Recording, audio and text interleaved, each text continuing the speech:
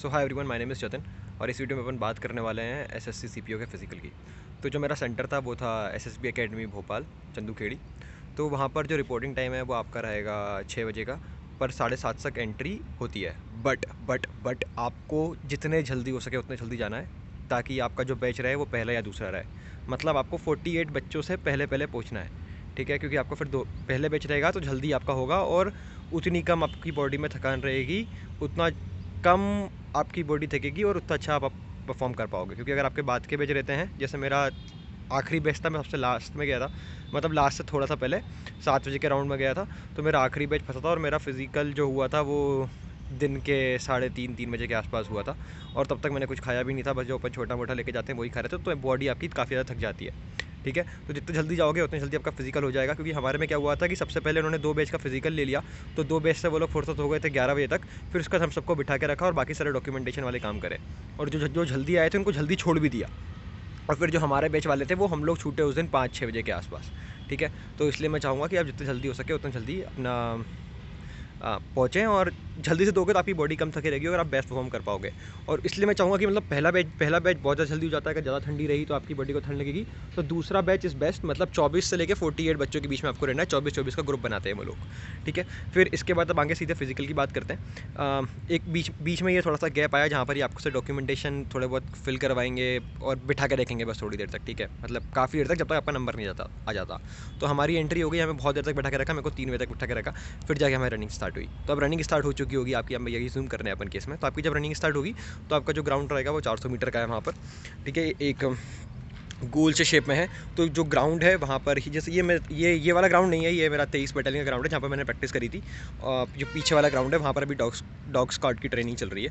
तो अब वहाँ का जो ग्राउंड है उसमें क्या है कि आधा हिस्सा, मतलब मान के चलिए आप ऑलमोस्ट उसका 125 मीटर से 150 मीटर्स में आपके पैर फंसेंगे। क्योंकि उन लोगों ने क्या किया, उनका ग्राउंड जैसे ये नीचे वाला ग्राउंड जो भी आप दिख रहा है जिस पर मैं खड़ा हूँ, ये स्लोप में है। ये तो वैसा ही उनका ग्राउंड भी थोड़ा स्लोप में है, तो उन्होंने उस स्लोप को भरने के लिए वहाँ पर मिट्टी डाली है।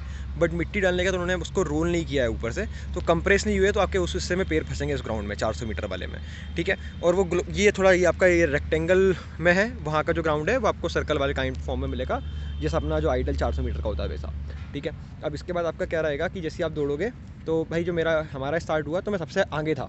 तो मेरा जो पहला राउंड था हमारे ग्रुप ने मैंने पहला जो सर्कल मारा वो मारा पहला राउंड 1:24 पे। तो आप भी, मैं चाहूँगा कि आप 1:24 तक ना मारें उसका पहला राउंड, उसका आप पहला राउंड मारे 1:30 तक।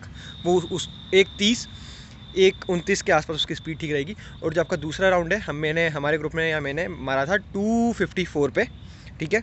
मैं 2.5 राउंड के बाद पीछे हुआ था, ठीक है। मैं बता रहा हूँ क्यों मैं आपको बोल रहा हूँ कि आप थोड़ा सा समय अपना बढ़ाएं यहाँ पर।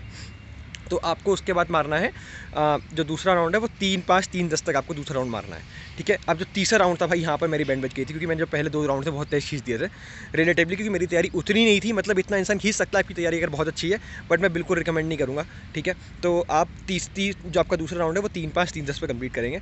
उसके बाद जो तीसरा राउंड है भाई, मेरा कंप्लीट हुआ था 4:56 पे, ठीक है। यहाँ पर मेरी स्पीड जैसे देख सकते हैं काफ़ी स्लो ही, पर फिर भी मेरे पास आखिरी राउंड के लिए 1 मिनट 34 सेकंड बचे हैं। एक मैं बहुत इंपॉर्टेंट चीज़ बताने वाला हूँ आपको लास्ट में, ठीक है।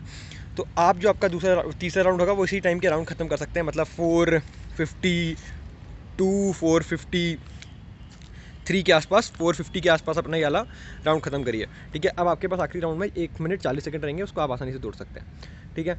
और फिर उसके बाद जैसे ही आपका ये होता है, आपको बिल्कुल समय नहीं देगा, मतलब 5 मिनट मिलेंगे मुश्किल से, और आपकी 100 मीटर करा देंगे। अब 100 मीटर में एक चीज़, हाँ, पर एक 1600 मीटर में भाई सबसे एक इंपॉर्टेंट चीज़ मैं बताऊंगा आपको। अगर आपके पास घड़ी होना तो हाथ पे बिल्कुल बांध के जाना, क्योंकि वहाँ का स्टाफ, वहाँ के लोग आपके लिए बिल्कुल भी मतलब ऐसे चेयर नहीं करने वाले हैं। तो आपको आखिरी राउंड में मालूम नहीं चलेगा भाई कि आपको क्या स्पीड मेंटेन करनी है, और आप इस तरीके से पीछे रह जाओगे, क्योंकि बस वो 10 सेकंड काउंट करेंगे, वो आपको सुनाई भी नहीं देंगे। तो आपके हाथ में घड़ी रहेगी तो आप टाइम देख के अपने हिसाब से दौड़ पाओगे, ठीक है। आपको टाइम का अंदाज़ा नहीं लगेगा, इसलिए बहुत बहुत इंपॉर्टेंट है अगर आपके पास घड़ी है तो घड़ी बांध के जाना, ठीक है। अब उसके बाद अपन बात करते हैं 100 मीटर की। आपको 5 मिनट का ब्रेक मिलेगा मुश्किल से।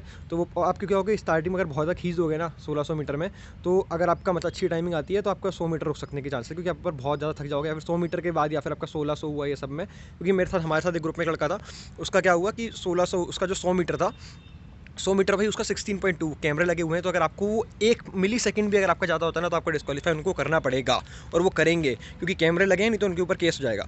तो यार एक बहुत ज़्यादा इंपॉर्टेंट बात है कि जब तक आप लाइन क्रॉस ना कर जाओ ना तब तक रुकना मत, क्योंकि हमारे साथ एक लड़का था, उसने भाई 1600 मीटर निकाल ली। 100 मीटर में क्या हुआ कि वो उसको जैसा होता है ना कि एंड लाइन में पहुँचते पहुँचते स्लो हो जाते हैं ताकि लगता है कि अब तो पहुँच ही गए, वो ऐसा स्लो हो गया और उसका 16.2 के आसपास हो गया। नहीं तो वो बंदा 15 सेकंड में आ जाता पता ईजिली, पर वो 16 तक खिंच गई, 16.12 हो गया होगा उसका। मतलब हमें मालूम भी नहीं चला कि उसका समय ज़्यादा हुआ है कि कम हुआ है, पर उधर उन लोगों ने नोटिस किया और उसको बाहर कर दिया।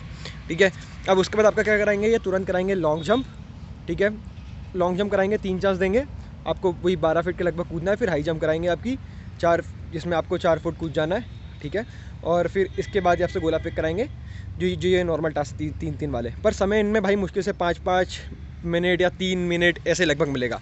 और एक और बात यार, एक और चीज़ मैं रिकमेंड कर रहा हूँ थोड़ी सी, जैसे आप अगर आप सेकंड बैच में आप गए हो तो मैं रिकमेंड करूँगा कि भाई आपका जो नंबर होना चाहिए ना वो आप रखो हाफ में, लेटर हाफ में। मतलब जैसे अगर 12 से 24 का बैच है तो आपका नंबर 18 से 24 के बीच में होना चाहिए। ठीक है, इससे क्या होगा ना फ़ायदा कि वो तीन तीन लोगों को दौड़ा रहे हैं 100 मीटर में, तो जैसे ही आप 1600 मीटर कवर करोगे तो आपको फिर समय मिलेगा थोड़ा सा रेस्ट करने के लिए, क्योंकि जब तक बाकी वो 3-3 लोगों को दौड़ा रहे हैं, तो सपोज आपके ग्रुप से अगर 24 लोग हैं उसमें से 6 लोग निकले तो वो पहले 3 लोगों को दौड़ाएंगे 100 मीटर में। ठीक है, तो अब जो बाकी के 3 लोग हैं जो बाद के होंगे वो लोग रेस्ट करके 100 मीटर दौड़ सकते हैं, क्योंकि 100 मीटर में आपको भाई एकदम पूरी जान खींचनी पड़ेगी और 1600 मीटर के बाद ये जान बचेगी नहीं।